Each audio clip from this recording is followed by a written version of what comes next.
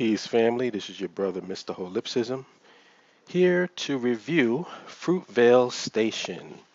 I went to see this movie Sunday over the weekend, and just to take the suspense out of the review, I'll just say that this is the best movie I've seen this year. Um, Let me tell you why. For one, it reminds me, I like simple films, I like small films. Um, this you know not so large in scope, and you're going to hear a lot of comparisons for picture of the year from Fruitvale Station and The Butler. In my honest opinion, I don't even think they're even in the same ballpark. Like I don't see how anybody can possibly say that The Butler is a better film than Fruitvale Station, even though Butler has a bigger budget, and even though The Butler is larger in scale and goes over the course of many years. This story is done so simple and done. It's such a perfect example of what I like when I say less is more. Um, that you forget that you're watching a movie. And to me, that's the most complimentary thing that I can say about the way that the director did it and the performances of the people in it. Um, you forget you're watching a movie. It's almost as if somebody took a camera and put you in somebody's life, and you're seeing the events that this guy goes through, Oscar Grant, because that's what the movie is about. It's about the Oscar Grant shooting at Fruitvale Station where the cop shot him in the back while he was on the platform. And you know what's going to happen. And I think that that aspect of the movie is what makes it so compelling, is that you know what is going to happen because they show you at the very beginning of the movie the real footage, and then they go into the movie. So you're seeing these events unfold, and you know exactly what's going to go down, and yet you're intrigued, and yet you're compelled, and it keeps you interested, and it kind of plays with that expectation at the same time. Like there's little things going on throughout the course where the director knows that the audience knows the events that's going to transpire. So you can tell in the way that the story is told that he takes advantage of that, and it's handled really well. Michael B. Jordan is probably going to get an Oscar nomination for it. I don't know if he's going to get the Oscar because Oscars and Academy Awards are more political than performance, because everybody seems not to get an award when they're supposed to. Like Russell Crowe should have gotten an award for The Insider. Or was it yeah, The Insider, I believe, with Al Pacino, the whole story about the tobacco industry. That's when he should have gotten his award. They didn't give it to him for The Insider, but then they gave it to him for Gladiator. Gladiator was good, but he should have won for The Insider. Denzel should have won for The Hurricane. Denzel should have won for Malcolm X, but they gave it to him for Training Day. So it seems like people always get their awards after the fact. Very rarely does it happen that they get it when they're supposed to get it, like Jamie Foxx getting it for Ray, which is very unusual. He got it and he deserved it. But Michael B. Jordan um, humanizes Oscar Grant to the audience, and I think that's what impressed me about this movie more than anything else. It's like, eh, I don't know. I was trying to figure out how to explain this to you guys so that you can understand what I mean when I say this, but I guess the only way for me to do it is just to come right out and say it. This movie really has no racial component to it. And I'm not saying that whether it's a good or bad thing. I'm just stating it as, that's what it is. It didn't seem forced. It didn't seem I don't want to say intentional because every film is intentional, but it wasn't heavy-handed. Like it didn't seem like it was going out of its way to avoid it, but at the same time, it didn't concentrate on it, and you didn't really get the whole racial aspect until at the end where the cops actually are at the station and the whole incident and the whole things that goes down.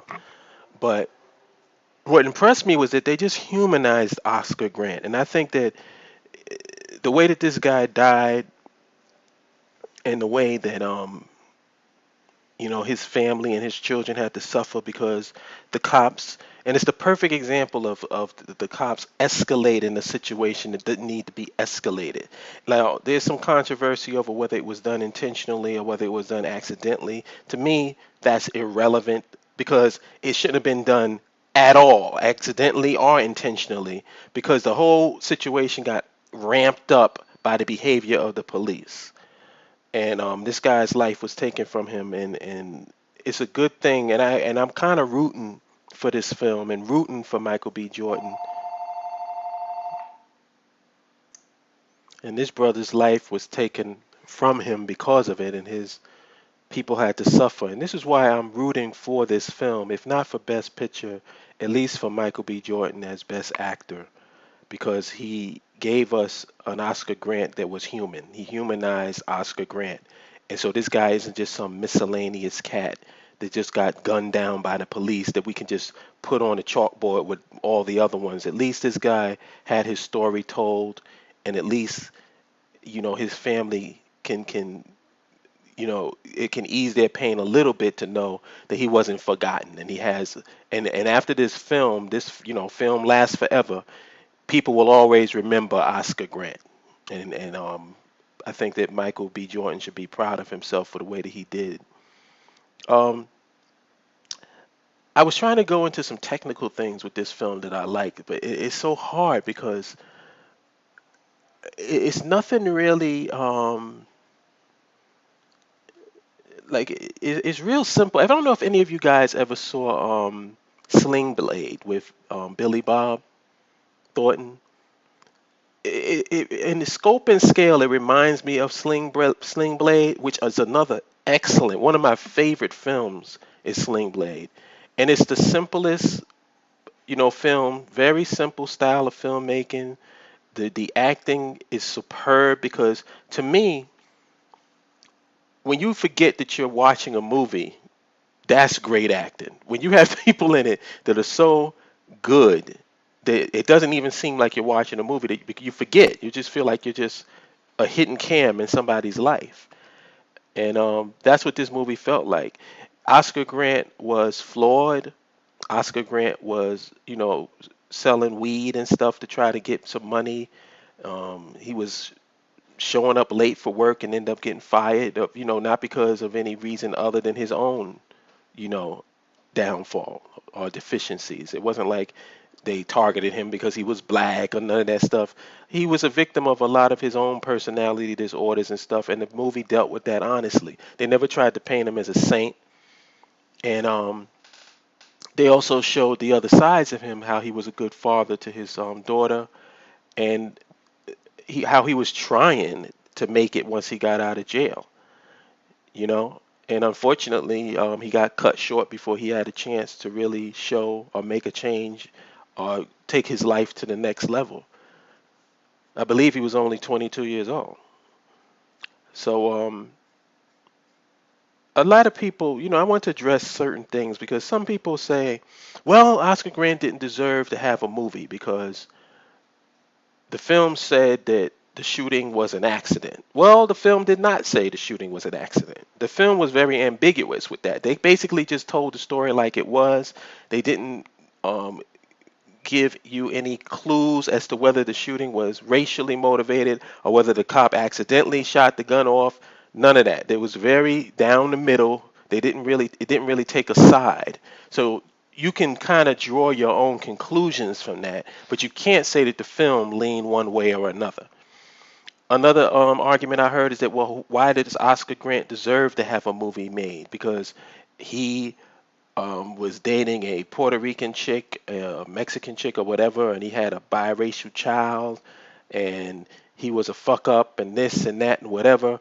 And my answer to that is, you know, we're setting a very dangerous precedent, and this is something that's really I find pervasive in the so-called African conscious or conscious community. This self-righteousness and this judgmental shit. So what? Now you have to be a certain type of black person in order for people to feel outraged at your death by the police. So if you're another type of black person and the police kill you, then it's okay. I mean, come on. We need to really stop being so goddamn judgmental because the police don't discriminate.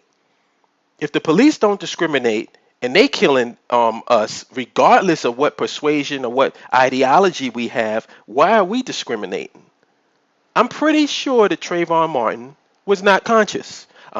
Pretty sure he wasn't African centered. But are we any less outraged? Or we don't see him as a brother? Or we don't see him as somebody that's family because he doesn't share our same ideology? That to me is whack. If you are down with that, you are not down with me because I love black people. I love black African people. Love them. Even if they don't realize or acknowledge themselves as black African people, I still love them. I still love them. They are not my enemies. Ultimately, at the end of the day, they are not my enemies. Even the ones who I take exception with, the one who I come at, they're not my enemies. I don't look at they're a problem that needs to be dealt with, but I don't look at my own people as my enemy. I know exactly who my enemy is. You know? And we really need to stop it with this self-righteous BS and start showing some love, man. What the hell? Show some love for your own people. Don't judge them because they didn't do the right thing that you felt they should have done. Who gives a shit? This dude was shot by the cops in the back, lying on the platform. I don't care about his ideology. This is one of our people, and the cops see him as one of our people. They don't make no distinctions. So why don't we stop doing that shit? And I'm sorry for the rant, but I was just getting a little bit annoyed with that, man. We got to stop it with that BS and start seeing each other as a people, a global people. So if one thing happens to another one of us, it happens to us. If a brother is a Muslim or whatever persuasion he is, and he's being attacked by the police, I should feel just as outraged by that as if he was attacking me and somebody was down with my clique. You know what I'm saying? But back to the movie review.